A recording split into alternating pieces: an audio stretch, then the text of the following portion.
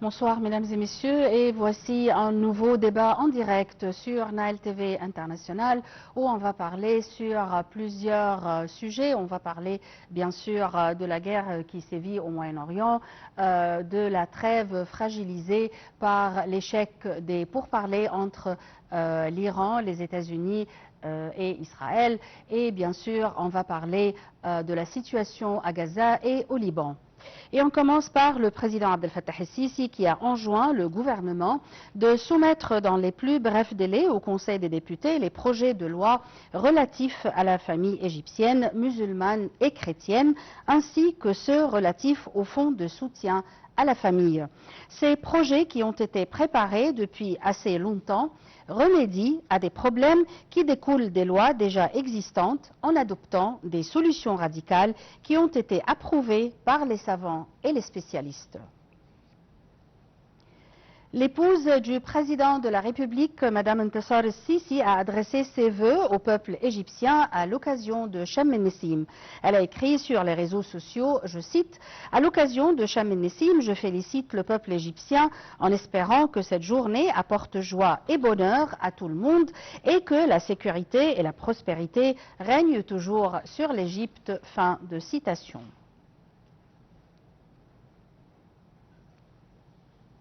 Le ministre des Affaires étrangères Badr Abdel-Ati a reçu dimanche le ministre d'État ougandais aux Affaires étrangères Henry Okello en marge du forum Investir en Ouganda organisé au Caire en collaboration avec l'ambassade ougandaise et l'Association des hommes d'affaires égypto-africains. Le chef de la diplomatie a souligné la nécessité de tirer parti des résultats de la troisième série de consultations ministérielles entre les ministres des Affaires étrangères et de l'irrigation qui s'est tenue début avril afin de contribuer à l'essor des relations politiques et économiques entre les deux pays. Abdel-Ati a en outre souligné l'importance de préserver l'esprit de consensus et de fraternité entre les nations du bassin du Nil méridional. Les deux ministres ont échangé des points de vue sur les moyens d'instaurer la stabilité et la paix dans le continent, notamment dans la Corne de l'Afrique, la République du Congo et la région des Grands Lacs.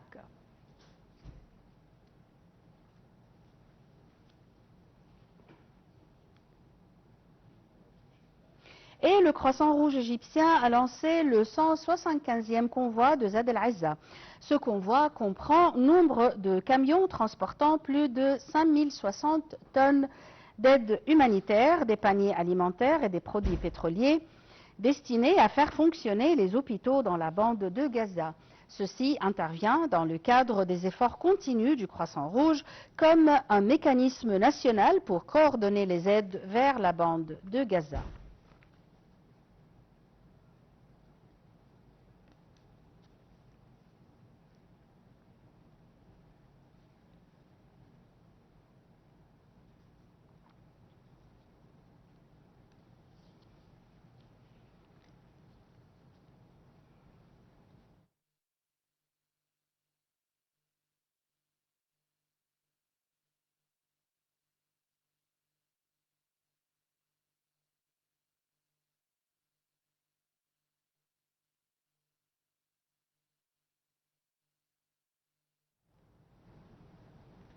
L'Égypte continue ses efforts pour alléger la souffrance du peuple de Gaza. Les convois de Zad el-Izza continuent de franchir la bande de Gaza. Pour mieux parler de ce sujet et expliquer le rôle de l'Égypte, on a le plaisir d'accueillir au bout du fil l'ambassadeur Atay Abou-Naga, qui est ancien assistant adjoint des Affaires étrangères. Bonsoir. Bonsoir, comment allez-vous? Ça va bien, merci. Et vous? Alors, comment vous percevez le rôle de l'Égypte envers la crise à Gaza et ses efforts pour alléger la situation et la souffrance des Palestiniens? Eh bien, l'Égypte a continué depuis que la crise à Gaza a commencé, c'est-à-dire depuis les événements du 7 octobre 2023. L'Égypte n'a jamais cessé de soutenir le peuple du Gaza et de l'aider à sortir de la situation tragique dans laquelle il se trouvait et qui continue jusqu'à aujourd'hui, malheureusement, oui, avec le blocus israélien et les pratiques à laquelle se livre l'armée israélienne. Mais cela n'a pas empêché l'Égypte de continuer à envoyer des convois humanitaires avec des assistances médicales, des produits de première nécessité, des tentes, des équipements médicaux, à part que l'Égypte a aussi accueilli dans les hôpitaux égyptiens beaucoup de blessés palestiniens qui ont été traités dans les meilleurs hôpitaux d'Égypte. Alors, l'Égypte continue maintenant, avec le Croissant Rouge, bien sûr, surtout, à fournir de l'aide humanitaire en quantité importante pour soulager le peuple gazaoui. Aider à sortir de... Les efforts continuent malgré la crise qui sévit dans le Moyen-Orient. Comment vous évaluez l'habilité de l'Égypte à être toujours présente, jouant son rôle dans toutes les crises dans la région ou ailleurs dans le monde? Bien, l'Égypte tient à sa tradition. L'histoire a voulu que l'Égypte ait un rôle primordial dans la région et sur le plan international. Elle n'a jamais renoncé à son rôle de contribuer à établir une atmosphère de paix dans la région. Allô? Oui, je vous entends. Et continuer à soulager le peuple palestinien, à soutenir le peuple palestinien et sa lutte afin de recouvrer tous ses droits. L'Égypte aussi continue son assistance au Liban. Donc, elle n'a jamais renoncé, malgré l'Égypte à ses propres problèmes économiques, ce n'est pas un secret, mais l'Égypte n'a jamais renoncé à jouer son rôle primordial au Moyen-Orient pour soulager les peuples arabes de la région. L'Égypte prône toujours la paix et la voie diplomatique et les négociations. Comment vous évaluez son rôle dans cette crise à Gaza, qui n'est pas toujours terminée? L'Égypte continue sur le plan officiel. Son Excellence le Président Abdel Fattah el-Sisi et le ministre des Affaires étrangères, le docteur Abdel sont toujours en contact avec tous les acteurs importants de la communauté internationale. Nous savons que le président ici s'est rendu dans une tournée arabe, qui a compris plusieurs pays arabes, et pas seulement pour discuter de ce qui se passe entre l'Iran, la guerre entre l'Iran et les États-Unis et entre Israël et l'Iran, mais aussi pour affirmer le soutien de l'Égypte au peuple palestinien, à la nécessité que cette crise en Iran ne ravit pas l'attention sur ce qui se passe à Gaza. C'est ce qu'a affirmé aussi le ministre des Affaires étrangères, que les événements dans la région auxquels nous assistons actuellement ne devraient pas dire qu'on va mettre de côté la situation à Gaza, ou qu'on va la journée. Non, l'Égypte a toujours réclamé que la commission qui est censée gérer la situation à Gaza commence à travailler. Malheureusement, ce n'est pas le cas jusqu'à maintenant. Et le gouvernement israélien n'a toujours pas retiré ses troupes de Gaza comme le stipulé l'accord de Sharm el-Sheikh. Alors, l'Égypte rejette catégoriquement cette attitude israélienne et tient à ce que le plan de Sharm el-Sheikh, les accords de Sharm el-Sheikh soient conclus comme il le faut. Merci beaucoup, l'ambassadeur Atay Abounaga, pour vos explications, et on enchaîne avec nos commentaires. Le ministre des Affaires étrangères, Badr Abdel Ati, a eu dimanche des appels téléphoniques avec l'émissaire américain Steve Witkoff et son homologue pakistanais Ishaq Dar après la fin du marathon des négociations entre Washington et Téhéran qui s'est soldé par une impasse. Voyons ensemble.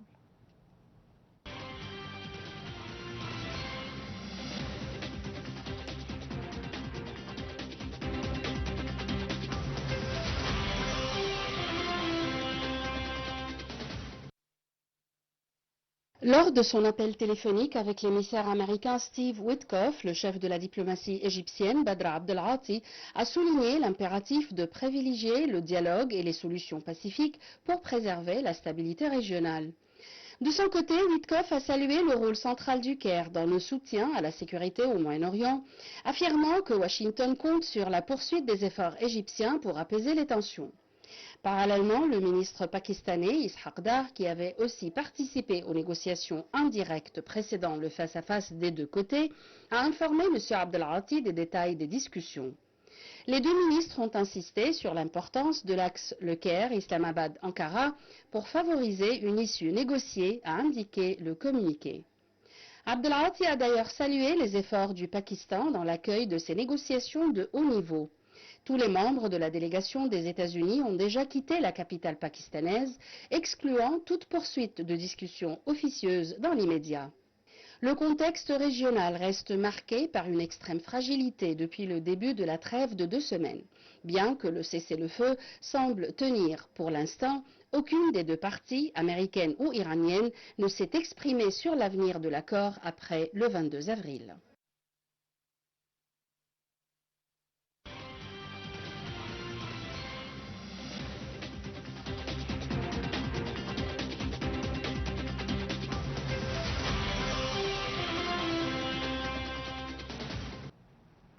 Le président américain Donald Trump a annoncé dimanche un blocus du détroit d'Ormuz, artère stratégique du transport maritime mondial. Cette opération de filtrage doit débuter ce lundi à 16 h.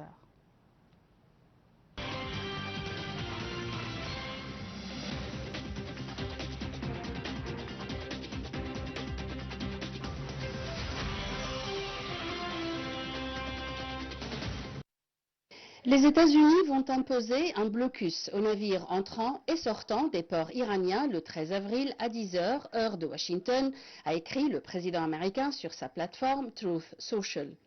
De son côté, l'armée iranienne a affirmé que le blocus naval américain, qui doit commencer plus tard dans la journée, est illégal et constitue un acte de piraterie, avertissant également qu'aucun port du Golfe ne sera en sécurité si les siens sont menacés. L'annonce inattendue du blocus américain, couplée à l'échec des négociations à Islamabad durant le week-end pour mettre fin à la guerre au Moyen-Orient, a fait déferler une nouvelle vague d'inquiétude pour l'approvisionnement mondial en hydrocarbures du Golfe. Si la sécurité des ports de la République islamique est menacée, aucun port dans le Golfe Persique et la mer d'Arabie ne sera en sécurité, a de son côté averti le commandement militaire iranien dans un communiqué lu à la télévision. La Chine, qui dépend largement de l'Iran pour son approvisionnement pétrolier, a appelé au rétablissement d'une navigation sans entrave dans le détroit, qui voit passer en temps normal un 5e du commerce mondial d'hydrocarbures. Le ministre turc des Affaires étrangères, Hakan Fidan, a pour sa part réclamé sa réouverture au plus vite. Même du côté des alliés de Washington, le blocus naval américain est critiqué.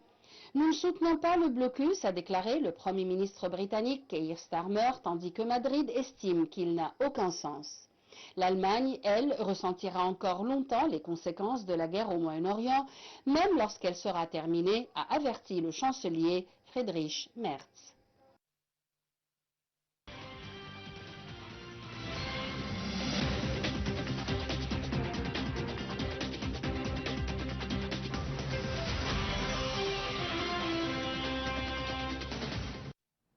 Mesdames et messieurs, je vous signale que Trump a menacé il y a juste 2 heures de détruire tout navire d'attaque rapide iranien, forçant le blocus américain imposé aux navires entrant ou sortant des ports et zones côtières iraniens. Il a ajouté qu'il va utiliser le même système que celui utilisé contre les trafiquants de drogue en mer, et ceci sur sa plateforme Truth Social. Il y a quelques minutes, Trump a déclaré dans un point presse que la marine et l'aviation iranienne sont tout à fait détruite. Le Premier ministre libanais, Nawaf Salem, a assuré dimanche œuvrer pour un retrait israélien total du territoire, alors que son homologue israélien, Benjamin Netanyahou, venait d'annoncer la poursuite de la guerre à ses troupes dans le sud du Liban. Ceci intervient alors que mardi, des responsables libanais, israéliens et américains doivent se rencontrer à Washington pour des pourparlers directs.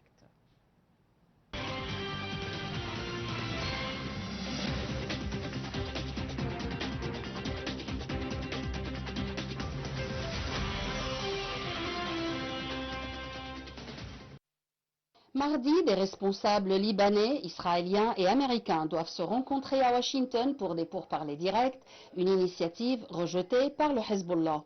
Lors d'une visite dans le sud du Liban, sa première depuis le début de la guerre, le 2 mars, contre le Hezbollah, le Premier ministre israélien Benjamin Netanyahu a déclaré que la guerre continue, y compris dans la zone de sécurité au Liban. Il a ajouté avoir contrecarré la menace d'une invasion à partir du Liban grâce à cette zone de sécurité, après avoir fait état la veille de la création d'une zone tampon de sécurité de 8 à 10 kilomètres. Cette zone est à l'intérieur du territoire libanais pour protéger Israël des attaques du Hezbollah. La force intérimaire des Nations Unies au Liban, la FINUL, a dénoncé pour sa part un nouvel incident visant les casques bleus. Des soldats israéliens ont percuté dimanche à 2 reprises des véhicules des casques bleus avec un char Merkava, causant des dégâts significatifs à l'un des véhicules, selon un communiqué de la force de l'ONU présente dans le sud du pays depuis 1978, date de la première invasion israélienne. Israël, qui a annoncé que la fragile trêve au Moyen-Orient ne s'appliquait pas au Liban, a continué à bombarder le pays.